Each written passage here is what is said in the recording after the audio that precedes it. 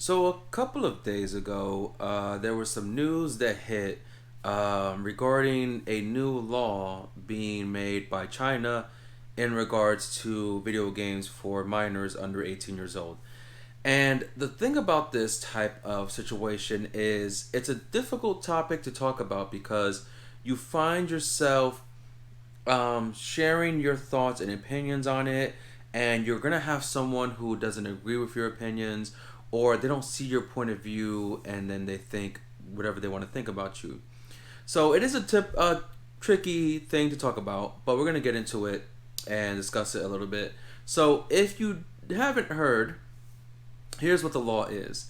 Anyone who is under 18 years old in China is banned from playing video games, with the exception of Friday, Saturday, and Sunday from 8 p.m. to 9 p.m. and on holidays.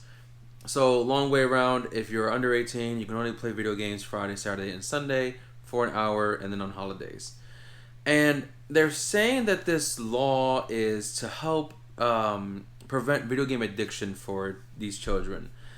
And I don't necessarily agree with this law, but I do think that something different could have been done to limit video game addiction. And I'll get to that in a bit. But what I want to talk about first is what I think is the problem here mainly. Because in the articles that you could find online all over the place, they all say that the law bans online gaming for these time frames.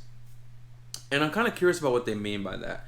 Because it's kind of like a gray area type of thing where you got to ask yourself, are you saying they can't play video games, period, with these exceptions? Or they can't play online multiplayer games with the exception of these periods? Now, if it's the latter, then sure, that's still crappy, but a bit flexibility, saying, oh, you can only play online with people for an hour on the weekends. But I don't think that's the case here. I think it's just the way they worded it is the problem. I think what they really meant was you can only play games Friday, Saturday, and Sunday, and holidays from 8 p.m. to 9 p.m. Now, I have found a number of different, situations that came up in the internet of one individual who played an online gaming tournament and they won a lot of money, or this person won a Fortnite tournament. And it's one of those things where it's like esports is a real thing. It's a major thing. The college I graduated from recently started an esports team a couple years ago with League of Legends, and they are now seeking students to join the esports team for Rocket League. I kind of wish that was a thing while I was still in undergrad because I would have joined, even though I'm not that good. But it is what it is. But the point is, esports is a thing, and people have to game to be good enough to join an esports team. I know for a fact I'm not good enough to join any esports team. Even Forza, I'm really good in Forza, and I came in. I'm not good enough to be that professional Forza player. But I think that's a problem right there, where it's like gaming. A lot of people think gaming hurts people's minds. It hurts. It makes people do messed up things. Like if they play Grand Theft Auto, they're gonna go steal cars and kill people. No, not exactly. I don't think there's proof to. I don't think there's any proof to the idea of video games can cause these actions out of individuals. It could be a mixture of things that makes those things happen, and there could be a very small percentage of individuals who do fall in that category. But I don't think that's a good enough study or a detailed enough study to prove that. Because there is studies that also show that video game does help with responsiveness and reflexes, ability to increase your sight because you're looking at more things, you're viewing more things. They claim that gaming can also help with problem solving. You're being strategic, you're thinking critically. So I actually support that kind of statement. I feel like gaming can help in many aspects, but I also think yes, there may be some situations where gaming has to be limited for individuals. Now, does that mean I agree with the China law? No, I didn't. That was kind of weird. China law, the law from China. No, I don't agree with that. Here's what I'm saying. I think in the idea of limiting gaming for anyone under 18, that should fall under the parents' responsibility to limit their gaming so they can also set up time for their schoolwork. Look, you do your schoolwork from here to here, and if you're done on time, we can let you game from here to here.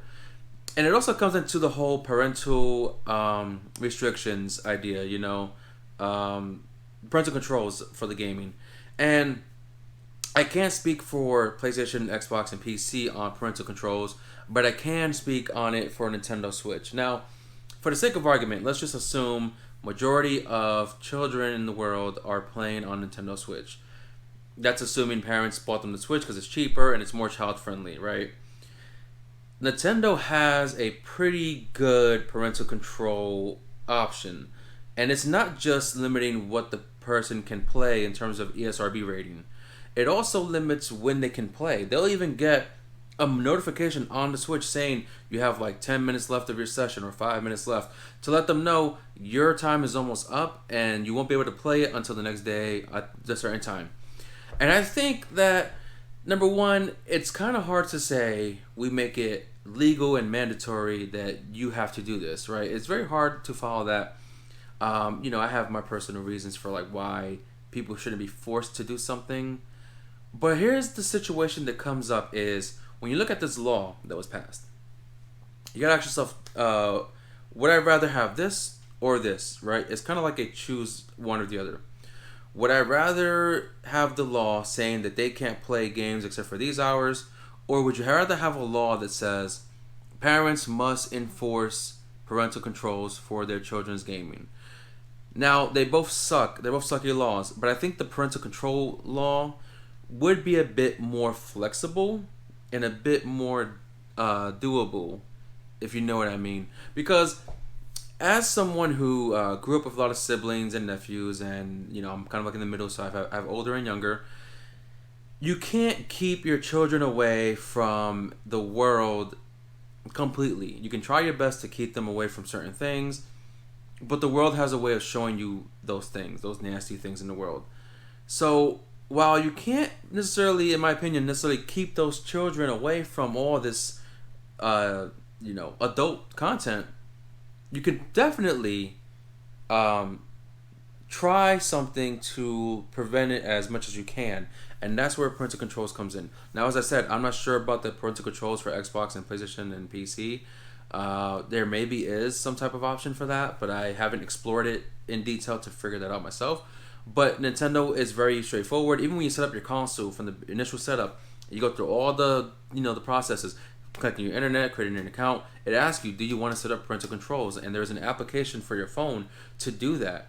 And I think that's what should have been if China wants to go this way, if they want to go on this route and do this with gaming, because if they really think they want, they're trying to stop video game addiction, then I think it should have been more along the lines of you guys as parents need to get these parental controls set up for your children so that you can set up their limitations for gaming.